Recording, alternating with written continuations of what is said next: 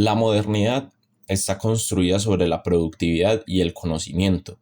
Por lo tanto, las personas se enfocan en aumentarlos con habilidades específicas y técnicas sobre estudiar, leer, entender los números, dibujar, entre otras.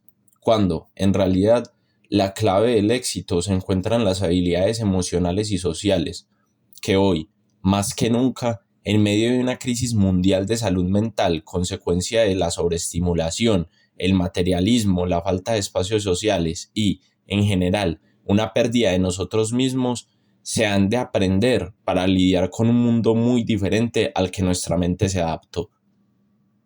¿Qué son las emociones y cómo funcionan? Las emociones son impulsos que la mente genera para actuar, son razones para la acción, quieren que actuemos en consecuencia de lo que sentimos. Nuestro cerebro tiene una cierta arquitectura que evolucionó de abajo hacia arriba, siendo la parte de abajo la emocional, lo más básico de nosotros, llamado cerebro límbico, cuyo actor principal es la amígdala, y la parte de arriba, la más joven en términos evolutivos, es la neocorteza.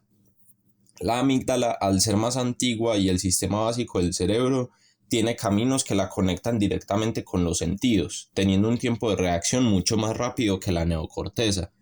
El problema es que a cambio de su rapidez es menos precisa, pues la cantidad de información que llega a la amígdala es mucho menor a la información que procesa la neocorteza, lo cual implica que construimos emociones y sentimos con base a un nivel de información incompleto o insuficiente para tomar correctas decisiones. Cada emoción tiene asignado un proceso fisiológico. El miedo envía sangre a las piernas, la ira genera adrenalina y la felicidad nos da satisfacción. Las emociones son el recurso básico de respuesta a todo lo que nos ocurre. Es la forma en que sobrevivían todos nuestros antepasados. Pero en un mundo que ya no se trata de sobrevivir, actuar únicamente siguiendo las emociones es incorrecto. No obstante, la sociedad nos ha llevado a pensar que vivir de la razón únicamente es lo correcto, que el coeficiente intelectual determina la vida entera y que las emociones son el enemigo. No es así. La hiperracionalidad es tan mala como la hiperreactividad.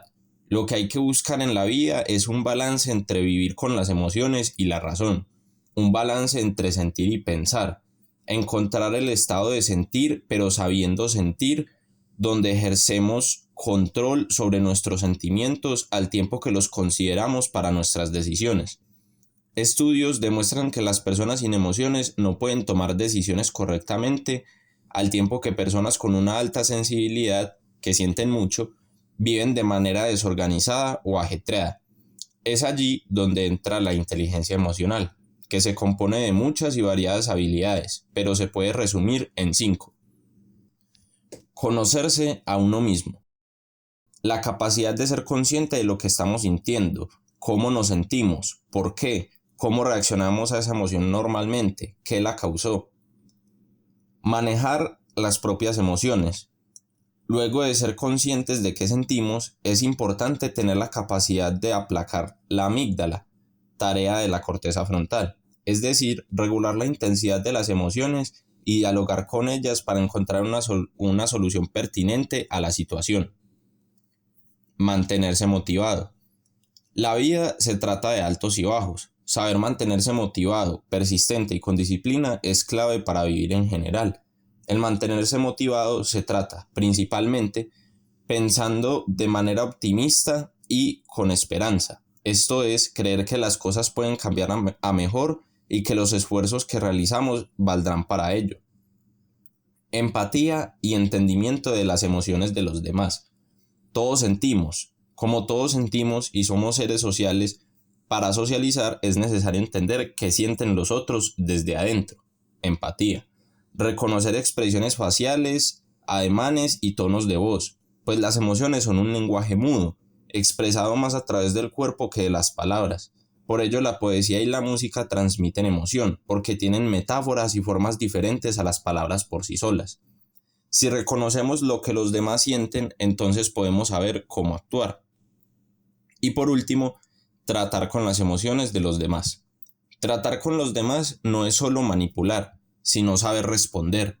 Tratar las emociones de los demás es la habilidad que crea la diferencia entre hacer reír o dar pena, causar felicidad o tristeza.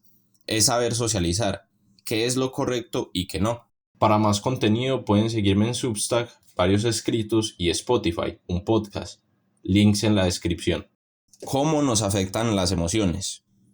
Bien y mal, rendimiento, sensación y salud. Varios estudios han dado como resultado que la inteligencia emocional, las habilidades anteriormente mencionadas, tienen un efecto mayor en todos los aspectos de nuestra vida que el coeficiente intelectual. Tanto así que, incluso para la escuela, las personas en universidad, colegio o jardín con más inteligencia emocional siempre eran mejores que aquellos con baja inteligencia emocional, independiente de las diferencias entre su coeficiente intelectual, aunque el CI también aumenta con la inteligencia emocional. Es decir, a mayor inteligencia emocional, mayor coeficiente intelectual, y no al revés. La inteligencia emocional es en realidad lo que determina qué tan felices somos, qué tanto ganamos, qué tantos amigos tenemos, etc. Pues toda nuestra vida gira en torno a lo que sentimos y si sabemos usar eso correctamente, tendremos éxito en todo lo que nos propongamos. Emociones específicas y sus efectos. Tanto la ira como la ansiedad causan varios problemas a la salud. La ira ataca en gran manera al corazón, está asociado a la probabilidad y fuerza de los infartos. La ansiedad afecta al sistema inmunológico, dando a gripes, diabetes y cáncer. La depresión por sí sola no causa enfermedades, pero sí las puede empeorar. No se comprende del todo si es porque las personas con depresión tienden a no seguir los cuidados o porque el cuerpo se debilita en general. De uno u otro modo es un factor de riesgo. Por otro lado, la felicidad y el optimismo, siendo el optimismo el pensar que nos podemos esforzar por cambiar lo que ocurre para mejor, hacen que los pacientes se recuperen más rápido y que las personas sufran menos enfermedades. Consecuencias de padres a hijos. La inteligencia emocional del padre termina por ser, en gran parte, la heredada por el hijo. La forma de tratar los problemas, el nivel de conciencia de las emociones y el trato con los demás. Los niños con padres abusivos abusan de los demás y tienen una capacidad menor para controlar sus emociones, su rendimiento en la escuela es peor, etc. En cambio, aquellos niños con unos padres inteligentes emocionalmente reflejan una gran capacidad para regular sus emociones y socializar. Baja inteligencia emocional no solo es abuso, sino rabietas o tendencia a estar tristes. Los padres son quienes dejan las primeras huellas y caminos de inteligencia emocional en los niños. Problemas de la sociedad y los jóvenes. La ansiedad, la depresión y los desórdenes alimenticios vienen en aumento desde hace más de una década. Las drogas, el embarazo juvenil y los tiroteos se ven en edades cada vez más jóvenes. Todos estos se ven disminuidos o prevenidos en aquellas poblaciones que reciben educación respecto a la inteligencia emocional. La ansiedad, la depresión y los desórdenes alimenticios son todos consecuencia de no saber reconocer y tratar los propios sentimientos. Las personas que comen mucho lo hacen porque no saben diferenciar entre, por ejemplo, la tristeza y el hambre. Las drogas y el alcohol se han vuelto una automedicina de solución corto plazo para estos problemas. Los tiroteos son falta de resolución de problemas y control de la ira. Los embarazos juveniles, el no conocer cómo relacionarse apropiadamente.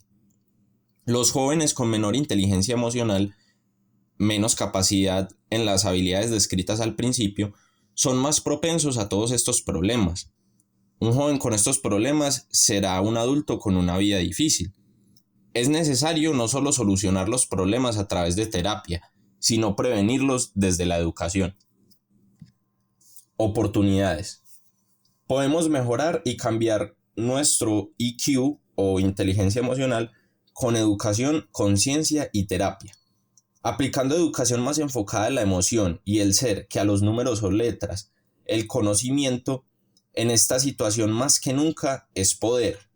Poder para vivir mejor, proveer mejores vidas a los demás y solucionar problemas que conciernen a toda la población. Saber qué son las emociones, cómo tratarlas, cómo funcionan, la influencia de nuestra conciencia en ellas, sus consecuencias en nosotros y las oportunidades para ello significa mejorar todo en nuestras vidas, todo. Así que pensemos en educar desde el sentir y el ejemplo a los más jóvenes, y a quienes ya estemos quizá muy avanzados aún hay esperanzas: el trabajo personal, la conciencia y esencialmente la terapia psicológica. Conclusión. Las emociones son por completo naturales en el humano. Siempre van a aparecer en nuestro día a día y momento a momento. De nosotros depende si serán tortura, aporte o neutrales. La capacidad de conocer las emociones y manejarlas marca una diferencia grande en todos los aspectos de nuestras vidas. Así que es, probablemente, la habilidad que más deberíamos esforzarnos en mejorar y mantener en un buen nivel. En la modernidad nos hemos acostumbrado a negarlas o ignorarlas. Y es eso lo que ha llevado al desastroso nivel de salud mental que tenemos. Empecemos a marcar la diferencia y tomemos responsabilidad de nuestras emociones al reconocerlas y entender que no las podemos controlar, pero sí regular y procesar. Gracias.